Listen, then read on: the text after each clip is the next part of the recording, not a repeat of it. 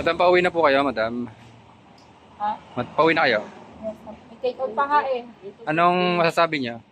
Approve. Yes, approve. Babalik kayo? Yes. Sobra, gusto wait lang po. Magkano babalikan namin yung buko, ay hindi, ano to? Tubo juice. Mag-invite pa kayo ng iba? Yes. Tsaka, masarap yung kanilang lomi.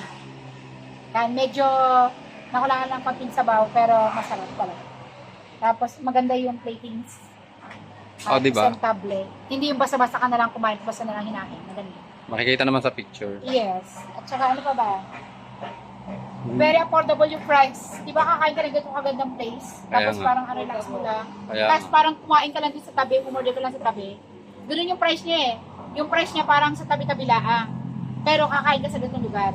Kasi take note mo, yung burger yata, 25? Ha? Yung simple lang, 20. 25. O di ba? Sobra. Tapos 45, masarap na, marami na siya mga kung ano-anong lagay. Oh. Diba? So, ibig sabihin, very affordable. Affordable ko din. Very affordable yung ano, yung price ng pagkain nila.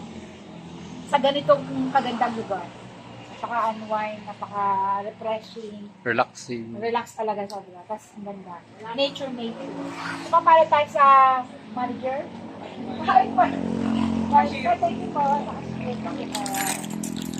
Yan. Yan o, di ba? May take out pa. Araw na ng mga puso. Yan o. Malapit na. Thank you. Ay nga pala yung labas. Yung nakasaan. Oh. Na-explain ko na. Kasi may mga pag-iwas na ito. Oo. Kanila rin kaya yan? Ha? Kanila rin kaya yan?